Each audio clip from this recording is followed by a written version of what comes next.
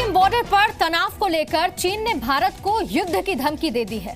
चीन ने कहा है कि भारतीय सेना को 1962 के युद्ध से सीख लेनी चाहिए, लेकिन चीन को समझना चाहिए कि ये 1962 वाला भारत नहीं है, बल्कि ये न्यू इंडिया है जिसका दबदबा पूरी दुनिया मान रही है। 1962 में चीन हिंदी चीनी भाई भाई का नारा देकर भारत से एक बार विश्वासघात कर चुका है और अब विश्वासघात का बदला लेने की बारी हमारी यानी कि भारत की है।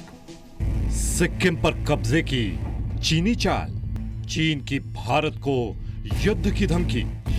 भारतीय सैनिकों ने जिस तरह सिक्किम के डोकाला इलाके में चीन के शातिर मंसूबों पर पानी फेरा, उससे चीन इस कदर बौखला गया कि उसने भारत को युद्ध की धमकी दे दी।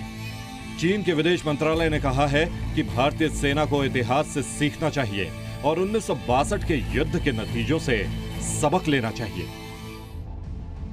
सिक्किम बॉर्डर पर जबरदस्त तनातनी के बाद चीन ने भारतीय सेना के प्रमुख जनरल बिपिन रावत के बयान पर भी खींच निकाली, जिसमें उन्होंने कहा था कि भारतीय सेना 2.5 मोर्चा पर युद्ध के लिए तैयार है। 2.5 मोर्चे यानी दुश्मन नंबर 1 पाकिस्तान, दुश्मन नंबर 2 चीन और आधे दुश्मन आंतरिक सुरक्षा के दुश्मन। भारत 2.5 मोर्चे पर युद्ध लड़ने के लिए पूरी तरह तैयार है। भारतीय सेना चीन और पाकिस्तान जैसे बाहरी खतरों के साथ आंतरिक खतरे से भी एक साथ निपटने के लिए पूरी तरह सक्षम है। 4 स्टार्ट की जो हमारी डॉक्ट्रिन बनाई गई है उसको अब हम अमल करने में पूरी तरह से तैयार हैं। कितने दिन में हम लोग मोबिलाइज कर सकते हैं ये मैं ओपनली नहीं बताना चाहूँगा, लेकिन मैं ये बताना चाहूँगा कि हम जल्दी से जल्दी बॉर्डर पे डिप्लॉय हो सकते हैं और अपनी कार्रवाई शुरू कर सकते हैं। चीन भारतीय सेना के इसी आक्रामक तेवर से बुरी तरह बौखलाया हुआ है। चीन के विदेश मंत्रालय के साथ जिनपिंग के रक्षा मंत्रालय ने भी सेना प्रमुख जनरल बिपिन रावत के युद्ध के लिए तैयार रहने वाले बयान पर खींच उतारी। चीन के रक्षा मंत्रालय ने कहा, हमें उम्मीद है कि भारतीय थल सेना में एक खास शख्स 1962 के इतिहास से सबक लेंगे और युद्ध के लिए शोर मचाना बंद करेंगे।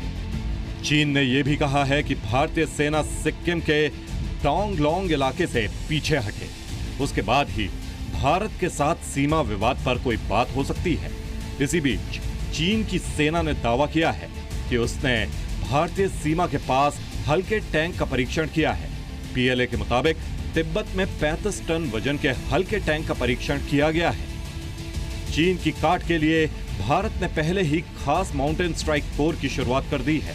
यह ऐसी स्ट्राइक कोर होगी जो पहाड़ी इलाकों में युद्ध के लिए खास तौर पर प्रशिक्षित होगी। कुछ दिनों पहले इसी स्ट्राइक कोर के लिए भारत ने अमेरिका से 145 नई बोफोर्स तोप की डील की थी।